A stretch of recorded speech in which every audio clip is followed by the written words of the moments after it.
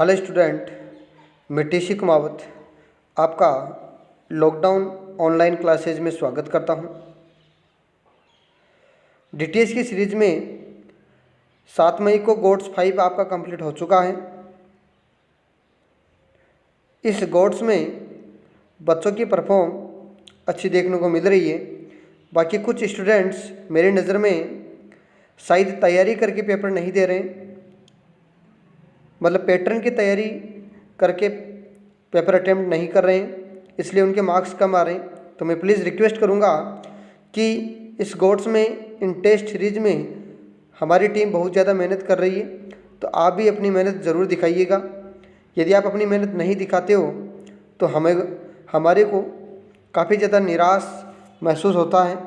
इसलिए आपसे मैं ये रिक्वेस्ट करता हूँ कि पेपर की तैयारी या टेस्ट की तैयारी करके आप टेस्ट को अटेम्प्ट करें, ठीक है। मैं गोड्स 5 के सॉल्यूशन की ओर चलता हूँ। गोड्स 5 में C1 का मतलब हो गया कंक्रीट टेक्नोलॉजी। कंक्रीट टेक्नोलॉजी का 1 पार्ट जिसमें कंक्रीट का इंट्रोडक्शन और सीमेंट का टॉपिक शामिल था। और R3 में RCC का जो 3rd पार्ट है जिसमें pre stress concrete, retaining wall, staircase और अदर जितना भी RCC का मटेरियल था वो इसमें शामिल था। तो सबसे पहले मैं सिटी की बात करता हूँ, कंक्रीट टेक्नोलॉजी की बात करता हूँ।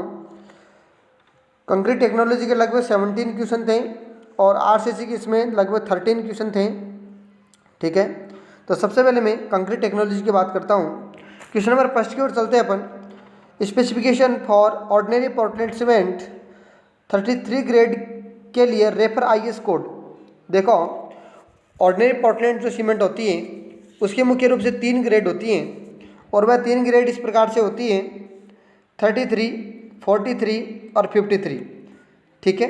3 ग्रेड होती हैं, तो इन 3 ग्रेड को IS कोड रेफर करता है, मतलब अलग अलग प्रॉपर्टीज़ IS कोड अपने आप में रेफर करता है।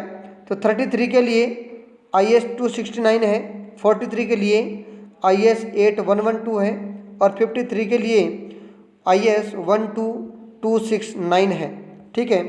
तो इसके रिगार्डिंग अपना क्वेश्चन का जो आंसर है वो 269 1989 आंसर सी आंसर हो जाएगा।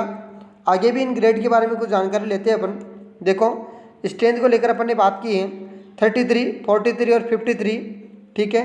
कंप्रेसिव स्ट्रेंथ हमेशा ध्यान रखना, सीमेंट एक बाइंडिंग मटेरियल होता है और अपने को कंप्रेसिव स्ट्रेंथ प्रोवाइड करता है। तो डिफरेंट टाइम के अकॉर्डिंग अपने को कंप्रेसिव स्ट्रेंथ दिखा रखा है। अच्छा क्वेश्चन, डायरेक्टली काफ़ी बार यहाँ से क्वेश्चन पूछा जा सकता है कि 43 ग्रेड के लिए 7 डेज की स्ट्रेंथ क्या होगी, ठीक है, ठीक है। इसी प्रकार से 3 डेज की स्ट्रेंथ क्या होगी। तो ध्यान रखना, सबसे पहले बात करूं तो 28 डेज पे अपन 100% स्ट्रेंथ प्राप्त करते हैं। आपको समझ में आ रहा होगा, यहाँ पर 33, 43, 53 लिखा है, तो इसी प्रकार से ग्रेड निर्धारित किया गया है, ठीक है। और 3 डेज पे 16, ठीक है, 7 डेज पे 22, 43 का 3 डेज पे 23, 33 और 53 का 3 पे 27 इस प्रकार से दिखा रखा है।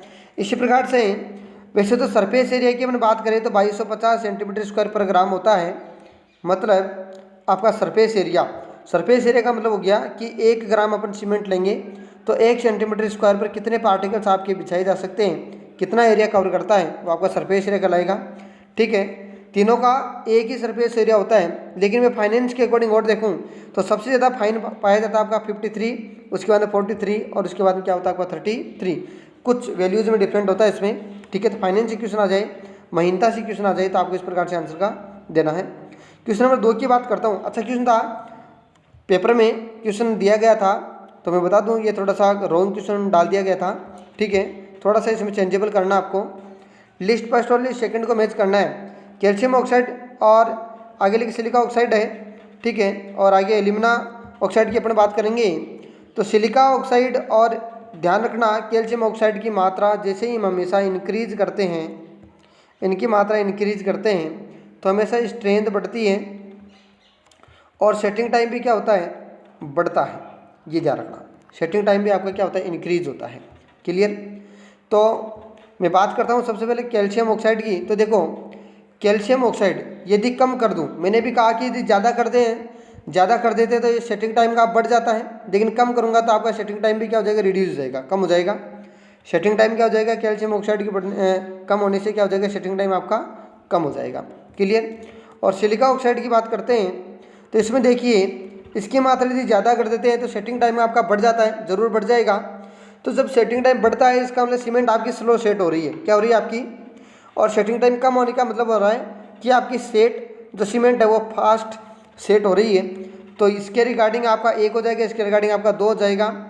और आगे लिखा है Al2O3 मतलब ज़्यादा होने से लोअर द स्ट्रेंथ, स्ट्रेंथ आपकी कम हो जाएगी। ये इनके फंक्शन हो गए एक प्रकार से। तो इसके अकॉर्डिंग अपना आंसर हो जाएगा 2, 1, 4, ये आंसर हो जाएगा। ठीक है, ये आंसर दिखा रखा है।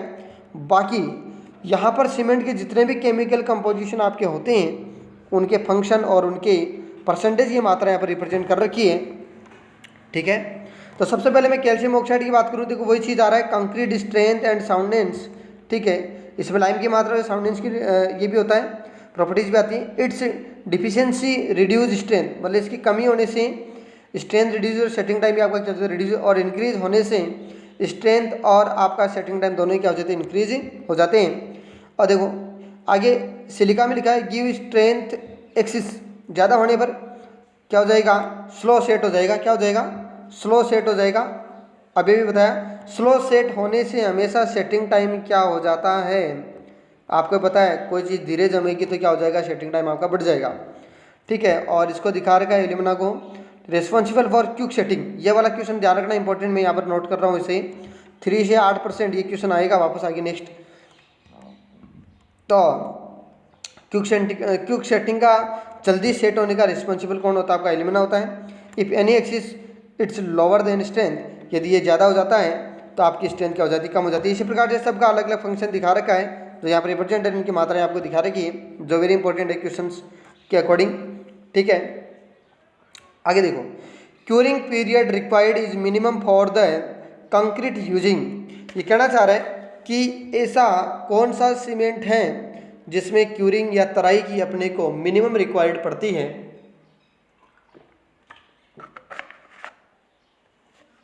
तो मिनिमम रिक्वायर्ड किसको पड़ेगी, जो अपने को कम समय में ज़्यादा स्ट्रेंथ देगा। तो देखो यहाँ से स्ट्रेंथ की बात कर लेता हूँ मैं। आपकी रैपिड हार्डनिंग सीमेंट है, ये ऑर्डिनरी पोर्टलैंड सीमेंट है। तो ऑर्डिनरी पोर्टलैंड की कंपेयर में अपन करते हैं, ओपीसी कंपेयर करते हैं, तो ये 3 डेज में अपने को 16 न्यूटन पर मीटर स्क्वायर स्ट्रेंथ देता है। तो ये अपने को 1 दिन में दे देता है। ये 7 दिन में देता है 27.5, तो ये अपने को कितने दिन में देता है, 3 डेज में। तो सिंपल सी बात है, समय कम लगा रहा है, इसका मतलब इसमें क्यूरिंग का भी समय क्या लगता है, अपने आप में कम लगता है। आगे देखो और बात करते हैं। And e form work removing early then, मतलब फॉर्म वर्क को रिमूव जल्दी कर लिया जाता है। रैपिड हार्डनिंग सीमेंट इस प्रिफरेड, मतलब तैयार हो जाती है। इसलिए क्यूरिंग टाइम इस सबसे कम किस में किया जाता है, इसलिए सबसे कम समय रैपिड हार्डनिंग सीमेंट में किया जाता है। रैपिड हार्डनिंग सीमेंट का यूज की भी अपन ने बात की है। Road, airport, repair work, new road work and pre stage concrete, ये क्वेश्चन ध्यान रखना, प्री स्टेज कॉन्क्रीट में इसका यूज होता है। इनिशियल सेटिंग टाइम इसका 30 मिनट है, फाइनल सेटिंग टाइम इसका कितना है, 600 मिनट या 10 घंटे हैं। ठीक है, आंसर आपका हो जाएगा रैपिड हार्डनिंग सीमेंट, जिसमें तराई क्या की जाती है, कम की जाती है। ओके, आगे लिखा है to produce low heat cement it is necessary to reduce the compound. ठीक है, कि कौन सा कंपोनेंट ऐसा है, हाँ ये कंपाउंड का मतलब है इसमें बहुत सारे कंपोनेंट मिलके बने हुए हैं। जैसे यहाँ पर बात करते हैं C3S ट्राई कैल्शियम सिलिकेट, तो सिलिकेट ट्राई कैल्शियम इसमें मिला हुआ है। C2S di calcium silicate, C3A tri calcium aluminate, C4A tetra calcium aluminoferrite. ठीक है, इस प्रकार से कंपाउंड का। ठीक है, तो ये कह रहा है कि आपका लोहिट सीमेंट होता है। लोहिट का नाम से ही समझ में आ रहा है कि वह सीमेंट जो अपने को हिट क्या देगा, लो देगा।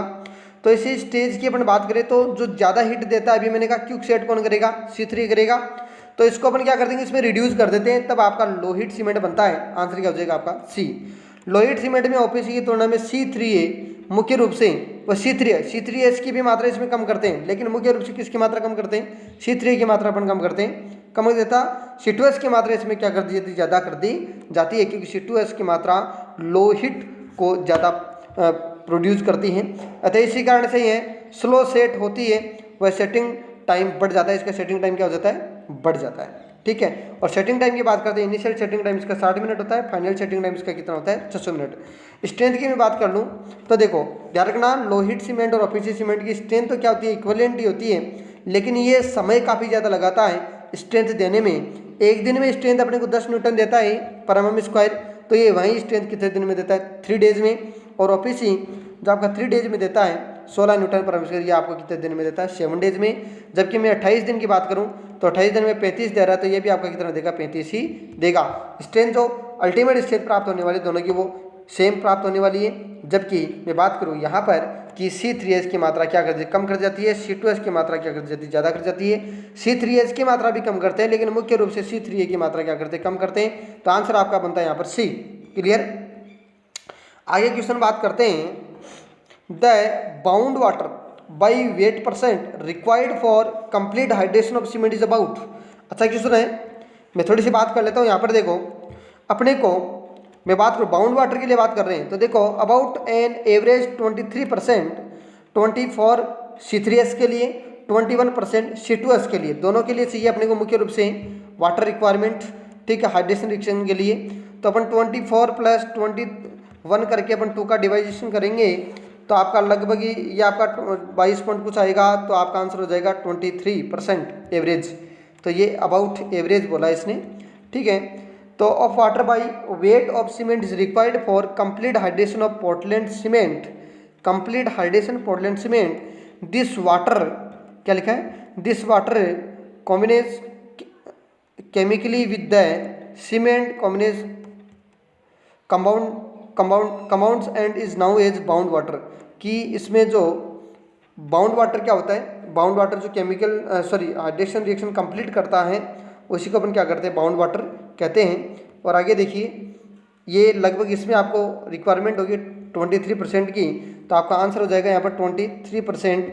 बाकी थोड़ा मैं और बात कर लेता हूँ, काफ़ी बच्चों का कमेंट्स आया था कि 38% आएगा सर, तो देखो इसके लिए बात कर लेते हैं। तो देखिए सबसे पहले तो मैं बात करूँगा जेल के लिए कितना परसेंट चाहिए, required to fill the cement gel pores, कि जो सीमेंट के पार्टिकल्स होते हैं उनमें जितने पोरस होते हैं उनको कंप्लीट करने में 15% वाटर चाहिए अपने को, जो वाटर जेल बनाता है, ठीक है। Required to complete the chemical reaction, total chemical देख एक हीट ऑफ हाइड्रेशन रिएक्शन होगी 23% में एवरेज। टोटल कंप्लीट रिएक्शन जो होती है अपनी केमिकल रिएक्शन जितने में रासायनिक जो इसमें क्रिया होती है उसमें 38% अपने को चाहिएगा। इसलिए WAC का रेशियो आपका 0.38 मिनिमम लिया जाता है। ध्यान रखना काफ़ी जगह अपने को 0.36 भी मिलता है, जो इसका नियरेस्ट मान के अपने को आंसर करना पड़ता है। गुप्ता में ये क्वेश्चन भी दे रखा होगा शायद, ठीक है। तो आंसर आपका यहाँ पर 23% होगा। आगे बात करूँ मैं question number, the rate of heat evolution of the following for compound in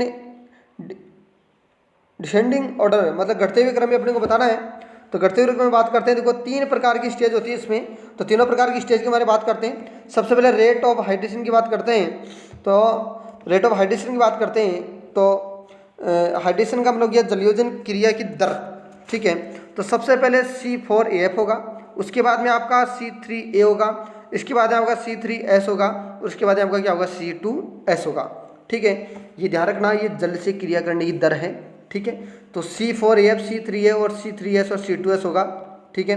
तो यहाँ दिखा रखा है C4AF, C3A, C3S, और यहाँ लगभग 10 दिन बाद में आपका C2S जल के साथ में क्रिया करना स्टार्ट ही करेगा, ध्यान रखना।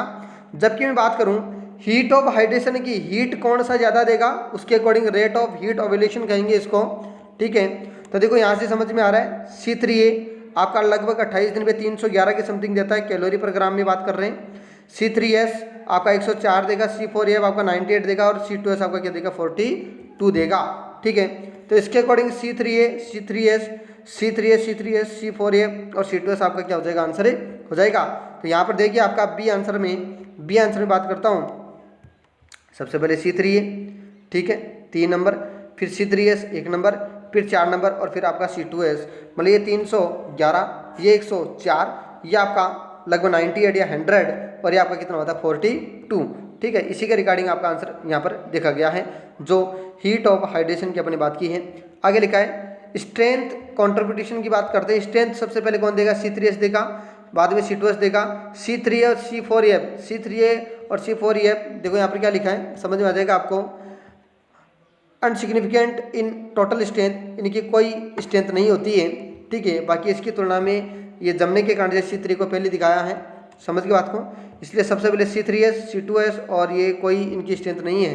तो आंसर आपका यहाँ पर इसके रिगार्डिंग यदि आता है क्वेश्चन तो C3S, C2S और C3 और C4F आपका आंसर माना जाएगा।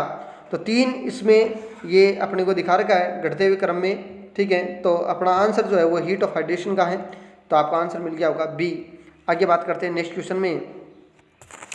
According to IS 10,262 official 43 grade cement categories की 43 जो आपकी सीमेंट है ग्रेड है वो कौन सी कैटेगरी में आती है। तो देखिए इसके अकॉर्डिंग 28 दिन की जो स्ट्रेंथ है उसकी अपन बात कर रहे हैं। तो कैटेगरीज आपकी सीमेंट की होती है ABCDEF, ठीक है, अलग अलग दिखा रखी है आपकी स्ट्रेंथ, ठीक है। यहाँ देखिए आप क्या लिखा है, यहाँ 33, 43, 53 क्रमश से A, C and E category में आते हैं। देखिए कैसे आते हैं।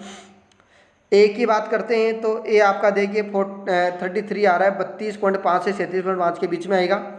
जबकि सी की बात करते हैं, सी में देखो 43 भी इसके बीच में आएगा।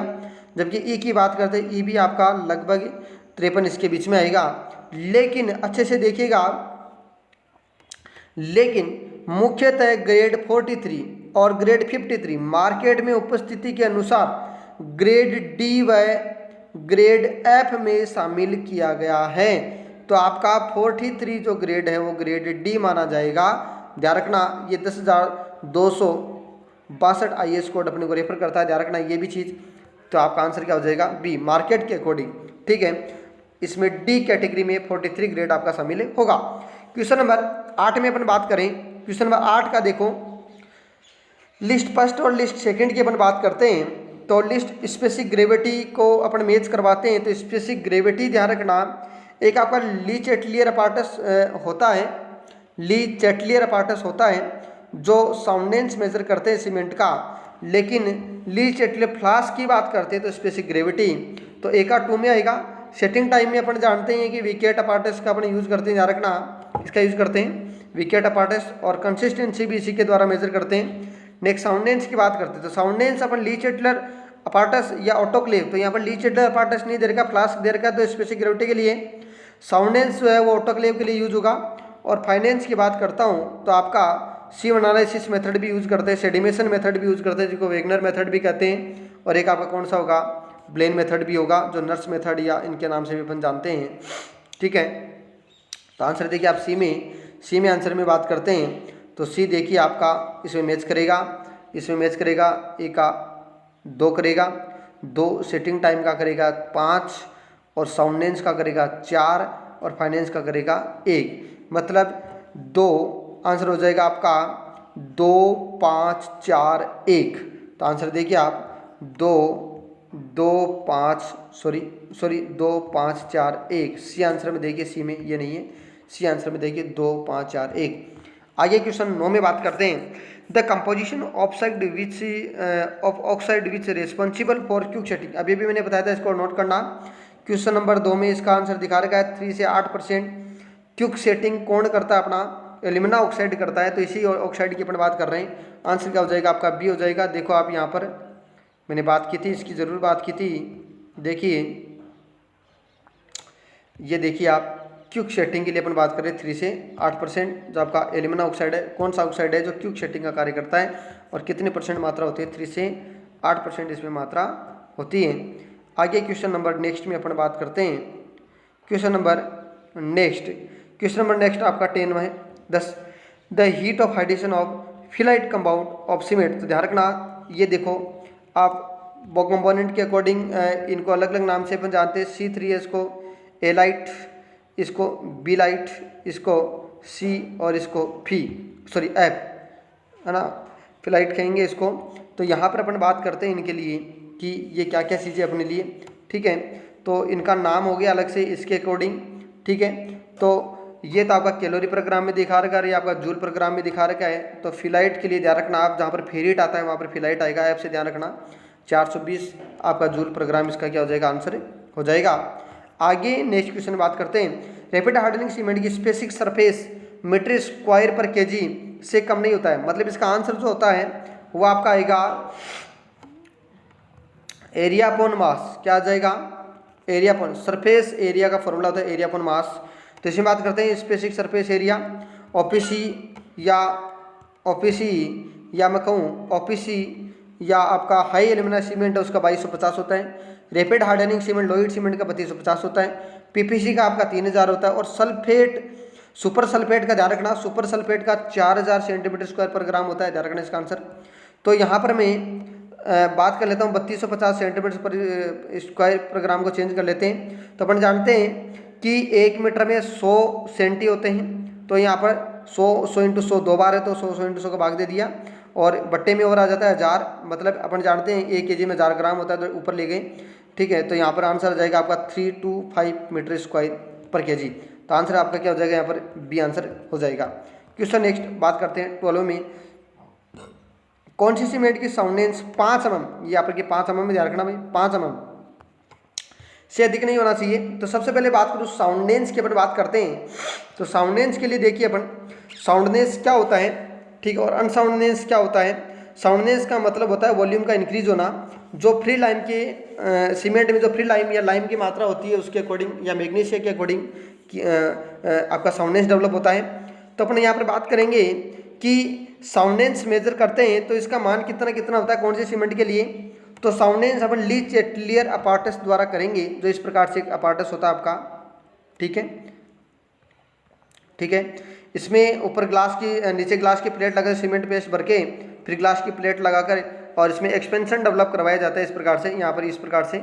और अपन देखते हैं कि ये आपके कॉरिडोर ये कोऑर्डिनेट जो होते हैं ये आपकी क्या हो जाते हैं, इंक्रीज हो जाते हैं, इनमें डिस्टेंस ज़्यादा हो जाती है।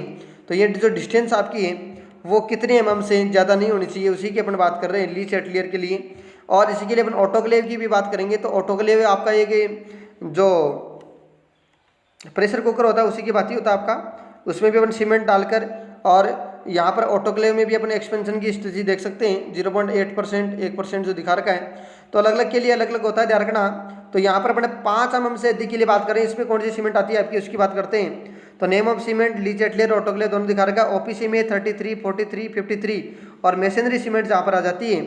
ठीक है, तो इसमें ली चेटलियर का 10 mm होगा और ऑटोक्लेव का 0.8% और मेसनरी का आपका क्या होगा 1%।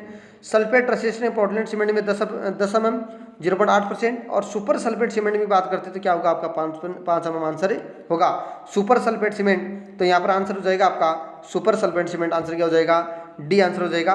सीमेंट की टेंसाइल स्ट्रेंथ में कौन से मेथड से डिटरमाइन की जाती है, मतलब सीमेंट की टेंसाइल स्ट्रेंथ जो होती है, तनाव सामर्थ्य होती है, वो अपन कौन से टेस्ट के माध्यम से डिटरमाइन करेंगे।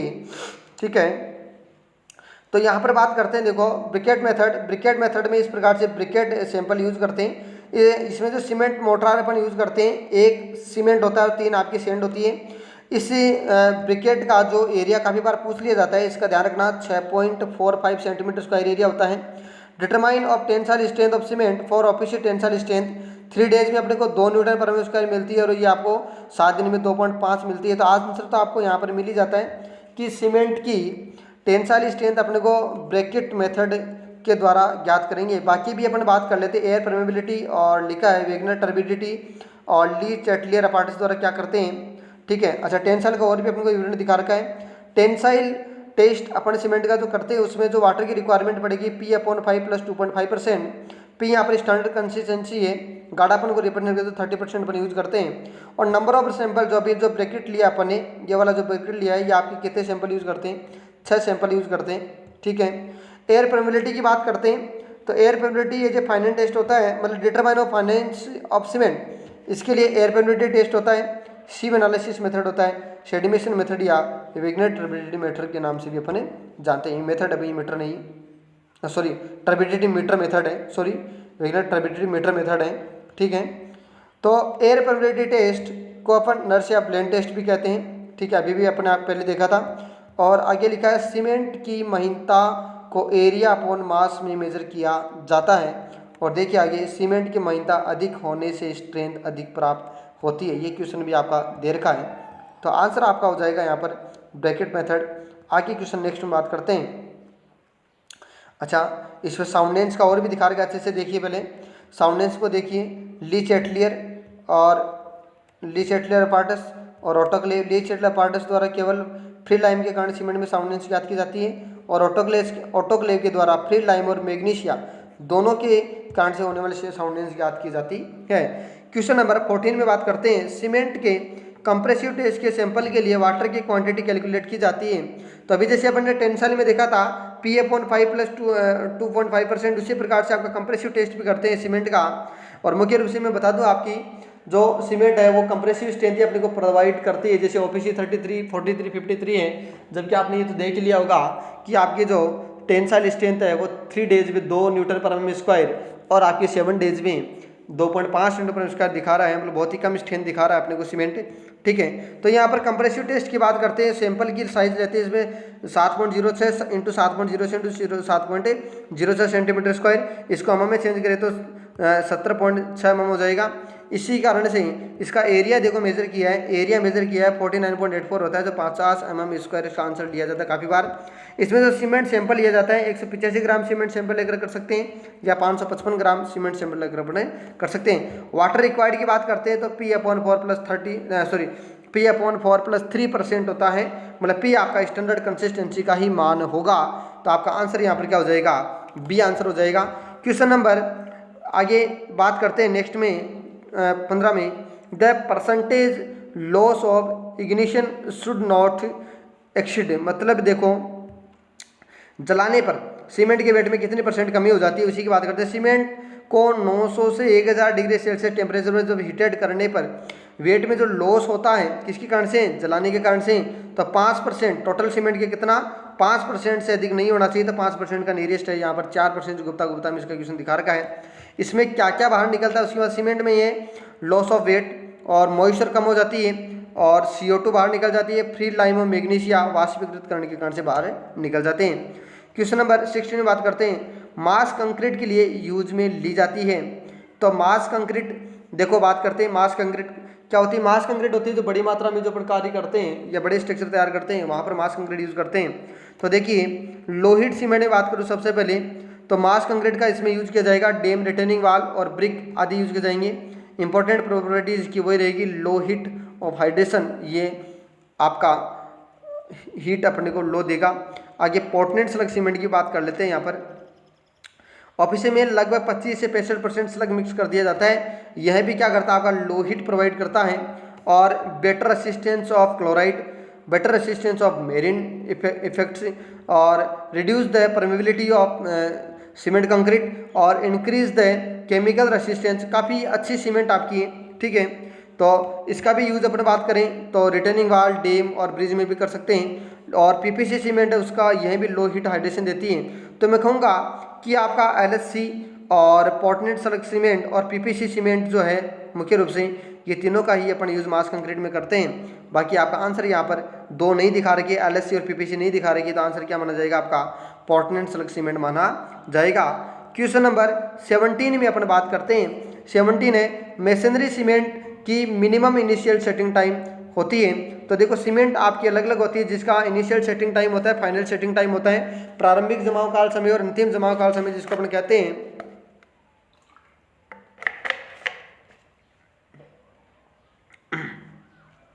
प्रारंभिक जमाव काल समय अपन विकेट अपार्टस द्वारा ज्ञात करते हैं। विकेट अपार्टस द्वारा ज्ञात करते हैं इस प्रकार से, ये एक मॉडल लेते हैं और इसमें नीडल को क्या करते हैं, पेनिट्रेट करवाते हैं, भेदन करवाते हैं। तो लगभग 33 mm तक अंदर चली जाए जब तक का समय वो इनिशियल सेटिंग टाइम है। फाइनल सेटिंग टाइम है यही सैंपल पर जब अपन क्या करवाएं, यही नीडल किसी प्रकार क्रोच न आए, जब क्रोच बनना बंद हो जाता है फाइनली, वह आपका फाइनल सेटिंग टाइम कहलाता है, ठीक है।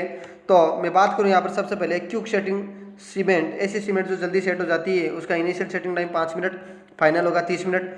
लो हीट सीमेंट का 60 मिनट, 10 घंटे फाइनल। हाई एल्यूमिना सीमेंट, ये अच्छा क्वेश्चन है, ध्यान रखना, इसका जो इनिशियल सेटिंग टाइम होता है सबसे ज़्यादा होता है और फाइनल सेटिंग टाइम होता है वो सबसे कम, या मैं कहूँ कि OPC की तुलना में कम होता है, और या अपन इनिशियल सेटिंग टाइम क्या होता है, ज़्यादा होता है, 4 घंटे और 5 घंटे, 1 घंटे का अंतराल होता है। मेसनरी सीमेंट की बात करते हैं तो 90 मिनट होता है, इसका जो इनिशियल सेटिंग टाइम वो 90 मिनट और फाइनल सेटिंग टाइम 10 घंटे। OPC, RSC, PPC, slug, sulphate, hydrophobic, super sulphate, इनमें अपन बात करें तो 30 मिनट होता है setting time, initial setting time, और फाइनल सेटिंग टाइम का कितना होता है 10 घंटे होता है। जबकि मैं बता दूं आपकी एक कंक्रीट टेक्नोलॉजी की एमएल गंभीर नामक बुक है, उसमें आरएससी रैपिड हार्डनिंग सीमेंट का सेटिंग टाइम 5 मिनट और फाइनल सेटिंग में 30 मिनट दिखा रखा है, और हाइड्रोफोबिक सीमेंट का इनिशियल सेटिंग टाइम 10 मिनट, 8 से 10 मिनट दिखा रखा है। ठीक है, बाकी और कहीं नहीं दिखा रखा है। तो अपने मुख्य रूप से बाकी बुक्स जो आपकी है बेसी पुनीमिया है इनके ऊपर रेफर कर रहे हैं। ठीक है, आरएस कुर्मी है इनको रेफर कर रहे हैं। ठीक है, तो आंसर जो है ज़्यादातर यही दिखाया गया है। ठीक है, तो यहाँ पर और हाइड्रोलिक लाइन की भी अपने बात करते हैं तो 120 minute initial setting time, final setting time आपको कितना होता है 10 मिनट होता है। तो यहाँ पर मैं मेसनरी सीमेंट की अपने बात की है तो इसका आंसर क्या हो जाएगा 90 मिनट आंसर हो जाएगा। क्वेश्चन नंबर 17 आपके कंप्लीट हो चुके हैं, जो C1 का पार्ट अपना कंप्लीट हुआ है। अब नेक्स्ट अपन बात कर रहे हैं आरसीसी का पार्ट। आरसीसी में प्री स्ट्रेस कंक्रीट, रिटेनिंग वाल और स्टेयरकेस ये टॉपिक अपने शामिल थे मुख्य रूप से। तो इसमें R3 का पार्ट अपना इंक्लूड किया गया है। तो सबसे पहले बात करूं आरसीसी वाल डिजाइन के लिए वर्टिकल फोर्स की मिनिमम एसेंट्रिसिटी होगी। तो ध्यान रखना एसेंट्रिसिटी क्या होती है, एक सेंट्रिक होता है।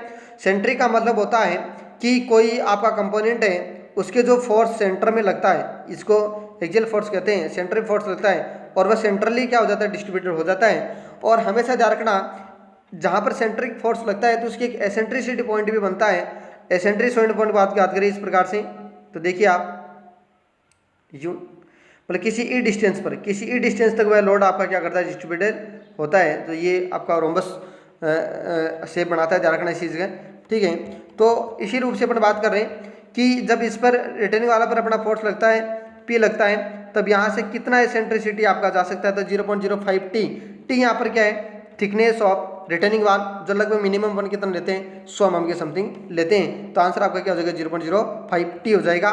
ठीक है, एसेंट्रिसिटी के आधार पर ही हमेशा लोड का डिस्ट्रीब्यूशन होता है, ध्यान रखना इस चीज़ का। आगे बात करते हैं ब्रेस्ड वॉल। ब्रेस्ड वॉल में इफेक्टिव हाइट तथा थिकनेस का रेशियो से अधिक नहीं होता है। तो सबसे पहले बात करूँ कि ये ब्रेस्ड वॉल होती क्या है, तो रिटेनिंग वॉल को ही ब्रेस्ड वॉल कहते हैं, ध्यान रखना हमेशा। जो इसका यूज़ या रिटेनिंग वाल ब्रेस्ड वॉल का यूज़ जहाँ पर सोइल प्रेशर काम करें वहाँ पर अपन यूज़ कर सकते हैं। रॉक्स कटिंग करके जहाँ पर रोड अपन बनाते हैं वहाँ पर भी अपन यूज़ करते हैं। देखो इस प्रकार से आपकी पहाड़ी है और यहाँ से पहाड़ी को काट देता हूँ तो ये वाला पार्ट यहाँ से हट जाएगा और ये वाला पार्ट हट के मतलब ये वाला पार्ट आपका हट के इस प्रकार से, और यहाँ पर क्या बनती है आपकी रोड बनती है। तो यहाँ पर भी अपन ब्रेस्ड वॉल जो इस फोर्स को क्या करती है रोकने का काम करती है। ठीक है, या रिटेनिंग वाल का अपन यूज करते हैं। इसका जो सिलेंडरनेस रेशियो है ध्यान रखना, इफेक्टिव हाइट जो आपकी रिटेनिंग वाल की जो ऊंचाई है H और इसकी जो थिकनेस है T, ठीक है, इनका जो रेशियो है वो 30 से ज़्यादा नहीं होना चाहिए। तो आपका आंसर क्या हो जाएगा यहाँ पर सिलेंडर रेशियो का मान यहाँ पर क्या हो जाएगा 30 हो जाएगा। क्वेश्चन नंबर 2 हो गया कंप्लीट। क्वेश्चन नंबर 3 में बात करते हैं the maximum spacing of vertical reinforcement in RCC of wall should not exceed T thickness of wall. तो सबसे बात करूं कि रिटेनिंग वॉल में ध्यान रखने की बात यह है कि अपन वर्टिकल और हॉरिजॉन्टल रिइंफोर्समेंट प्रोवाइड करते हैं। इस प्रकार से आपकी रिटेनिंग वॉल हो गई है।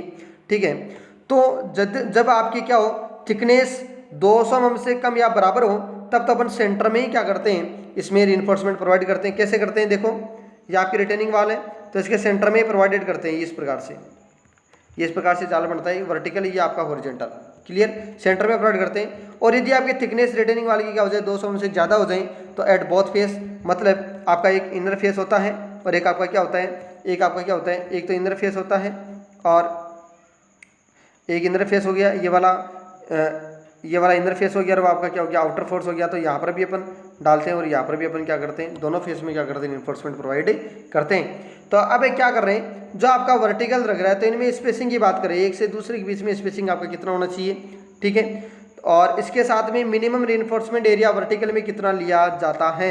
यहाँ से 2 क्वेश्चन अपने कंप्लीट होंगे। तो मिनिमम एरिया की बात करें तो 0.12% ऑफ क्रॉस सेक्शन आपका क्या हो जाएगा इसमें हाइट इंटू टी, ध्यान रखना एल इसमें नहीं आएगा, height into T cross section होगा। ठीक है, और 0.12% और यदि इसमें HYJ TMT टोरी स्टील यूज करते हैं 0.15% होगा माइल्ड स्टील के लिए। इसी प्रकार से स्पेसिंग की बात करते हैं 2 बार के वाइज स्पेसिंग, तो ये स्पेसिंग आपकी 3T या 450 mm जिनमें से दोनों में से कम है वो रखी जाएगी। हॉरिजेंटल की बात करते हैं, इस प्रकार से जो रिइंफोर्समेंट लगा रहे हैं रिटर्निंग वाल में, मिनिमम एरिया की बात है 0.20% और 0.25%, ठीक है, सेक्शन का, ठीक है। और स्पेसिंग की बात करते हैं वो 3T या 450 mm से जो कम होगा वो रखा जाएगा। तो यहाँ पर स्पेसिंग की अपने बात की है क्वेश्चन में, तो क्वेश्चन का आंसर क्या हो जाएगा आपका 3T, डी आंसर हो जाएगा। क्वेश्चन नंबर 4 में अपन बात करते हैं minimum percentage of horizontal reinforcement HYSD bar in wall. देखो यही क्वेश्चन आपका है यहाँ से, तो हॉरिजेंटल में अपन बात कर रहे हैं, ठीक है, और कौन से में बात करें, HYSD में बात कर रहे हैं। तो मैं बता दूं, देखो ये वाला तो HYSD के लिए है और ये वाला माइल्ड स्टील के लिए है, प्लेन बार जो होता है यहाँ पर दिखाया नहीं गया है। बाकी मैं बता दूं 0.20% ऑफ क्रॉस सेक्शन होगा आपका इसमें आंसर। बाकी आंसर की में ये शायद गलत दिखा रखा था, तो इसको सही कर लेना। आपका आंसर क्या होगा 0.20% आएगा यहाँ पर। If T and R are trade and rise respectively of stair then, इनके बीच रिलेशन की बात करते हैं। तो मैं इसमें बिल्डिंग कंस्ट्रक्शन में भी अपने रीड किया था इसे। ये आपका राइज होता है, ये आपका ट्रेड होता है, मतलब आपका राइज हो गया या ट्रेड, जिसको टप्पा कहते हैं ट्रेड को, ठीक है।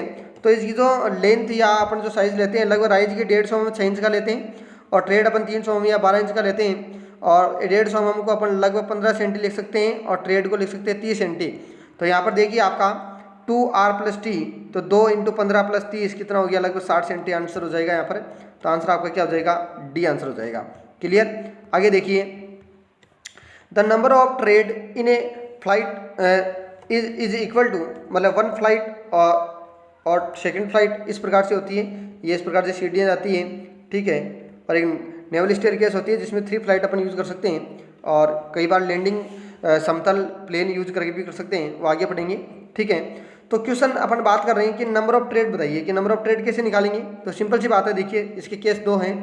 फर्स्ट केस की बात करते हैं, relation between tread rise case first. In case of state stair case या 1 फ्लाइट की बात कर रहे हैं, को सीधी आपकी हो या आपका फ्लोर हो और या आपका क्या हो रूफ हो, या आपका फ्लोर हो और आपका रूफ लेवल हो, इनके बीच में अपन बात करें तो इसमें ट्रेड कैसे निकालेंगे, नंबर ऑफ ट्रेड निकालेंगे। नंबर ऑफ आपके राइजर जितने भी उनमें से 1 घटा देंगे तो आपका क्या आ जाएगा, नंबर ऑफ ट्रेड आ जाएगा, ठीक है। और केस नंबर सेकंड बात करते हैं, 2 फ्लाइट की बात करें, यूँ जाके यूँ गए, या इसको 1 लैंडिंग भी कहते हैं, मतलब आप 1 फ्लाइट के बाद में एक लैंडिंग इसमें क्या करते हो, प्रोवाइड करते हुए लैंडिंग होता है आपका, ठीक है। तो लैंडिंग हो तो इस स्थिति में आपका ट्रेड कैसे निकालोगे, नंबर ऑफ राइज से क्या घटा दोगे, 2 घटा दोगे, ठीक है, ये आपका फॉर्मूला हो जाएगा। अब बात आती है कि नंबर ऑफ राइज कैसे निकालेंगे। तो नंबर ऑफ राइज कैसे निकालेंगे, total distance between floor and roof, ये आपका फ्लोर है और ये आपका क्या है, रूफ है। तो टोटल डिस्टेंस है, उसमें अपन क्या करेंगे, एक राइजर का डिवाइडेशन कर देंगे तो आपके पास टोटल नंबर ऑफ राइजर आ जाएंगे। तो हाइट ऑफ 1 राइजर का अपन डिवाइडेशन करेंगे तो यहाँ पर आंसर आपका क्या हो जाएगा, यहाँ पर आंसर हो जाएगा आपका C answer R-1। Question number 7 में बात करते हैं, the weight of foundation is assumed. हमेशा ध्यान रखना कि आपका फाउंडेशन की बात करते हैं, फाउंडेशन पर या तो क्या होगा आपका सपोर्ट्स के रूप में वाल होगा या फिर आपका क्या होगा, कॉलम होगा। तो ध्यान रखने की बात है, जब फाउंडेशन या फुटिंग अपन डिजाइन करते हैं तो इस कॉलम का या इस वाल का लगभग 10% लोड फाउंडेशन पर क्या कर दिया जाता है, एक्स्ट्रा जोड़ दिया जाता है। ये क्वेश्चन आपका कॉलम से भी संबंधित बनता है और वाल से भी संबंधित आंसर बनता है। क्वेश्चन नंबर आगे बात कीजिएगा, which of the following theory is applicable for design of silo wall. तो इंपॉर्टेंट बात आती है कि सिलो वाल अपनी क्या है, सिलो वाल की में अपन बात करते हैं तो सिलो वाल देखो बात करते हैं, यह वॉल इंडस्ट्रीज में बनाई जाती है और silo are commonly use for bulk storage, grain, coal, cement, carbon black, cheap food production, soft dust, इनके द्वारा ये आपकी वाल बनाई जाती है। मैं बता दूं थोड़ा सा आपको, देखो एक गुंबद नुमा स्ट्रक्चर बनेगा, गुंबद नुमा स्ट्रक्चर बनेगा इस प्रकार से, इस प्रकार से, और नीचे की तरफ आपका थोड़ा सा बता दूं आपको, नीचे की तरफ आपका हॉपर बॉटम होगा, हॉपर बॉटम, वापस देखिएगा एक बार, तो यहाँ ये वाल बनेगी आपकी और इस प्रकार से हॉपर बॉटम बनेगा, यहाँ पर हॉपर बॉटम बनेगा, हॉपर बॉटम बनेगा नीचे की तरफ जो आपका ये आ रहा पार्ट, ठीक है, इस प्रकार से ये हॉपर बॉटम होगा आपका नीचे वाला पार्ट, ठीक है, हॉपर बॉटम होगा, ठीक है। तो इसी के लिए अपन बात करेंगे यहाँ पर। तो यहाँ पर सिलोवाल क्या थी, अभी ये जो अपन ने पार्ट बनाया था, ये जो दीवारें बनाएगी ये आपकी सिलोवाल है। तो इसी के लिए देखो बात कर रहे हैं, ये वाल इंडस्ट्रीज में बनाई जाती है और यह आपकी लकड़ी की भी बना सकते हैं, साउडस्ट की बना सकते हैं, ठीक है, और वुड चिप के भी अपन बना सकते हैं इस प्रकार से। तो अपन बात करते हैं जेनसन थ्योरी क्या है। It is assumed that the large portion and material weight is supported by friction between material and wall and only a small portion of weight is transmitted to hopper bottom। ये कहता है कि जितना भी load है वो आपका किस पे जाता है, हॉपर बॉटम पे जाता है। ड्यू टू दिस, इसी कारण से रेनकाइन और Coulomb lateral pressure theories can not be applied. ध्यान रखना, जब जेनसन ने ये थ्योरी अप्लाइड की थी, ठीक है, जेनसन ने थ्योरी जब दी थी तब ये पता चला कि रेनकाइन और कुलाम्ब ने लेटरल प्रेशर बताया था वो क्या रहा, गलत रहा, ठीक है।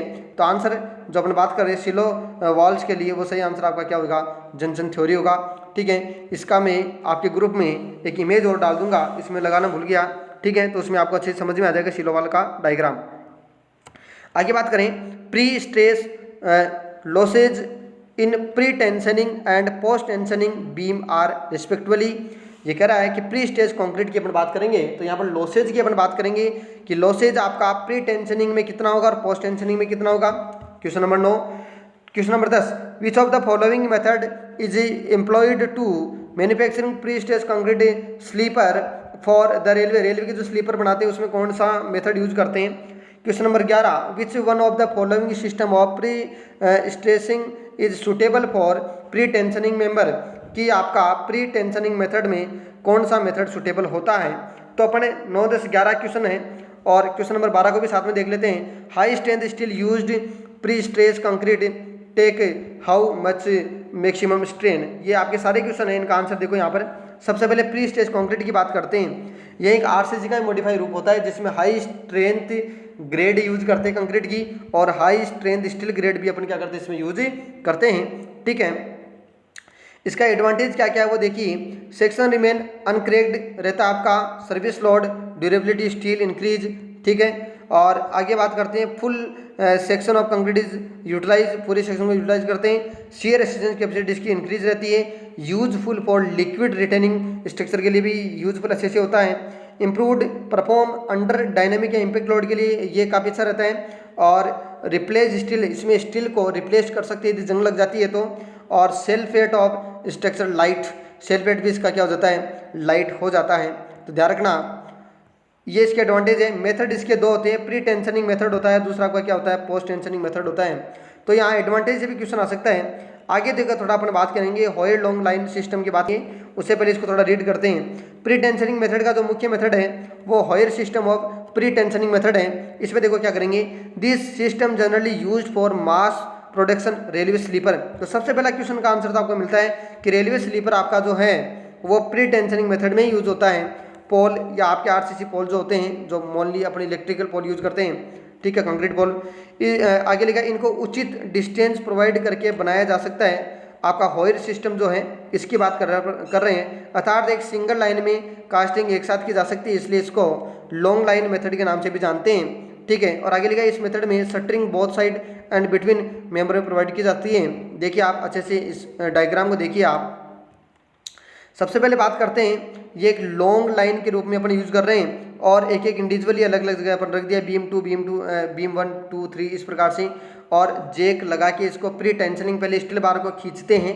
प्री टेंशनिंग का मतलब हो गया है पहले स्टील वायर को यहाँ पर खींचा जाएगा, उसके बाद में इसमें क्या की जाएगी, कास्टिंग की जाएगी, ठीक है। और आगे लिखा है कि बोथ साइड में क्या लगाते हैं, शटरिंग लगाते हैं, टॉप में लगाते हैं, ध्यान रखना, ठीक है। और अलग अलग यहाँ पर भी लगा देते हैं, अलग अलग सबका, ठीक है। इस प्रकार से इसका अपन क्या करते हैं, यूज करते हैं, जो प्री टेंशनिंग मेथड के लिए एक सुटेबल मेथड आपका है। इसलिए आपका आंसर जो है वो यहाँ पर भी अपन बात करते हैं वो कौन सा हो जाएगा, हॉयर सिस्टम हो जाएगा। और यहाँ पर भी अपन बात करते हैं स्लीपर के लिए आपका आंसर क्या हो जाएगा, प्री टेंशनिंग मेथड हो जाएगा। जो आंसर है आपका क्या है, बी आंसर है। आगे नेक्स्ट बात करते हैं इसी में पोस्ट टेंशनिंग मेथड में बात करें। पोस्ट टेंशनिंग मेथड देखो क्या क्या होता है। पोस्ट टेंशनिंग मेथड 4 तरीके के मेथड होते हैं। आपका फ्रेसिनेट, ये फ्रेसिनेट है, फ्रेसिनेट नहीं है, फ्रेसिनेट सिस्टम, ये मीडियम और लार्ज फोर्स के लिए यूज होता है। आगे लिखा है मैग्नल या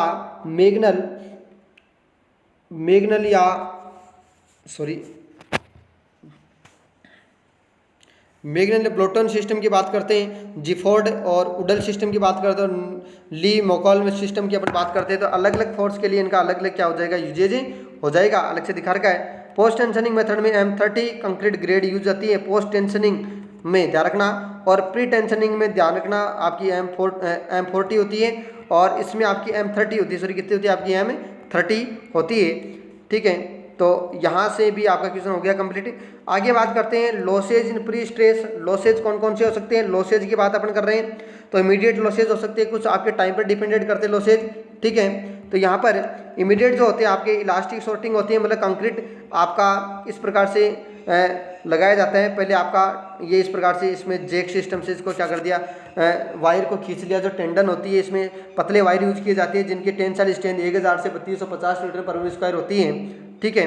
तो यहाँ पर इनको खींच लिया जाता है, उसके बाद में इसमें कास्टिंग की जाती है, ठीक है। अब अपने को यदि खींचने के बाद में इसको खोला जाता है तो आपके कंक्रीट में कुछ कमी दिखाई देती है, इसको इलास्टिक शॉर्टिंग कहते हैं, ठीक है। यहाँ देखो आप कुछ कमी दिखाई दे रही है, ये वाला शेप यहाँ तक ही आ रहा है, ठीक है, इसी कारण से इसको इलास्टिक शॉर्टिंग कहते हैं। फ्रिक्शन जानते हैं, एंकर स्लिप, मतलब आपका यदि जैक सिस्टम क्या हो जाते हैं, आपके जैक सिस्टम जो है वो यदि स्लिप हो जाते हैं, जिसके कारण से भी क्या हो सकता है, आपकी जो बार है या टेंडन वो क्या हो जाए इसमें लूज हो सकती है। और आगे लिखा है क्रीप, क्रीप जानते हो ये टाइम पर डिपेंड करता है हमेशा, श्रिंकरेज और रिलैक्सेशन ये सारी की सारी इसमें क्या हो सकती है, लॉसेज हो सकती है। तो टोटल लॉसेज की बात करें तो प्री टेंशनिंग मेथड में ध्यान रखना अलग अलग तरीके का लॉसेज दिखा रखा है, ये क्वेश्चन अलग अलग तरीके से पूछा सकता है। टोटल 18% होता है। पोस्ट टेंशनिंग की बात करते हैं तो टोटल आपका कितना होता है, 15% ही होता है। इनका भी आपको अलग अलग दिखा रखा है, ठीक है। तो आपका आंसर हो जाएगा 18 का नीचे 20% और 15% आंसर हो जाएगा क्वेश्चन नंबर नेक्स्ट में अपन देखेंगे। और प्री स्ट्रेसिंग स्टील की बात करते हैं, स्टील की बात करते हैं, this is wire road with A high carbon content, high carbon content के कारण से इसकी हाई टेंसाइल स्ट्रेंथ होती है 1000 से 3250 होती है, ध्यान रखना, ठीक है। STS वायरस में अपन यूज करते हैं। आगे लिखा है स्ट्रेन की बात करते हैं, तो स्ट्रेन देखिए स्टील में आपका लगभग कितना होता है, 1, 2, 3 और 4% इसमें मैक्सिमम में होता है। तो आंसर की देखो बात करें, यहाँ पर आंसर की देखो बात करें, आंसर आपका जो है वो यहाँ पर तो कितना हो जाएगा, 4% हो जाएगा, ठीक है। High strength steel use pre stressed, how much maximum strength की अपन बात कर रहे हैं, ठीक है। और यहाँ पर आपका होयर सिस्टम हो जाएगा, और यहाँ पर आपका प्री टेंशनिंग मेथड हो जाएगा, ठीक है, जो आपका स्लीपर के लिए अपन यूज करते हैं। और यहाँ पर अपन बात करें तो देखिए बी आंसर में 18 और 15 था अपना, तो यहाँ पर 20 और 15% हो जाएगा। 20 आपका था पोस्ट के लिए, सॉरी प्री के लिए। प्री में हमेशा ध्यान रखना कि आपके लॉसेज ज़्यादा होते हैं और पोस्ट में कम होते हैं, पोस्ट आपका अच्छा मेथड होता है इसलिए 15% इसमें कम लॉसेज अपने को दिखाई दे रहे। क्वेश्चन नंबर नेक्स्ट अपन फाइनली लास्ट क्वेश्चन की बात कर लेते हैं। क्वेश्चन नंबर आपका जो लास्ट है वो आपका है a very comfortable type of stair. तो हमेशा ये स्टेयर तो आप जानते हो डायरेक्टली अपना फ्लोर और रूफ होता है, और डबल लॉक्ड इस प्रकार से होता है, ठीक है। इसमें लैंडिंग अपन मुख्य रूप से प्रोवाइड तो करते हैं, लेकिन प्लेन लैंडिंग अपन प्रोवाइड नहीं करते हैं, ध्यान रखना। और ओपन लेवल की बात करते हैं, सॉरी इसमें डी ऑप्शन में कुछ लिखा नहीं, मैंने डबल कर दिया आंसर, आंसर आसपास सी आएगा, ध्यान रखना। ओपन लेवल लिखा है यहाँ पर। ओपन लेवल देखो होती क्या है, the in these type of stair 3 is a well या opening between the flight plane, मतलब इस प्रकार से जाके फिर यूँ जाके फिर यूँ जाता है, ठीक है। इसे ओपन वेल या ओपन नेवल के नाम से भी जानते हैं, देखिए आप स्टेयर के समझ में आ जाएगा, ठीक है। ये विथ इंटरमीडिएट फ्लाइट हो सकता है या विदाउट भी हो सकता है, या समझिए आप आपकी फ़्लाइट यूँ गई, फिर यहाँ पर लैंडिंग आ गया, फिर फ्लाइट गई, फिर लैंडिंग आ गया, फिर गई, और इसमें 2 फ्लाइट का यूज़ किया गया, इसमें 3 फ्लाइट का यूज़ किया गया है, ठीक है। और इसमें क्या हो रहा है, इसमें लैंडिंग भी, इसमें एक प्लेन लैंडिंग आ रहा है, या फिर आप इसको ऐसे भी देख सकते हो, ठीक है। इसमें देखिएगा आप ये स्टेयरकेस यूँ जा रहा है, एक फ्लाइट हो रहा है, फिर नेक्स्ट आपका फ्लाइट जा रहा है, और फिर नेक्स्ट आपका क्या जा रहा है, फ्लाइट जा रहा है। ये आपके गोड्स जो आपका लगा है 5, इसका सॉल्यूशन आपको करवा दिया गया है अच्छे से, जो आपको अच्छे से समझ में आ गया होगा, ठीक है। और मैं सिलो वाल का जो डायग्राम आपको ग्रुप में और डाल दूंगा, ठीक है, उससे आपको अच्छे से समझ में आ जाएगा। मैं बात करूं आपको कि यहाँ पर हम अच्छे से अच्छे आपको समझाने की कोशिश कर रहे हैं, बाकी आप व्यू या नहीं दे रहे हो, मतलब मेरा ये है कि जोय जो लगने वाले उस जोय में इन सॉल्यूशन में से काफ़ी सारे क्वेश्चन आपके इंक्लूड किए जाएंगे। जितने भी आपके जो यहाँ पर जो सॉल्यूशन करवाए जाते हैं, मैं रिक्वेस्ट करूँगा कि आपके सामने पूरा वीडियो सामने रहता है, आप इसको देख के अच्छे से लिख सकते हो, जिससे आप अच्छे एक नोट्स बना सकते हो और अगले जॉय में अच्छा फ़ायदा उठा सकते हो। Okay, thank you. इसके साथ में एक चीज़ मैं और कहना चाहूँगा कि आप ज़्यादा से ज़्यादा जल्दी से जल्दी सब्सक्राइब बढ़ाएं, जिससे हम आपके सामने यह सॉल्यूशन टोटली लाइव लेकर आ सकें। Okay, thank you.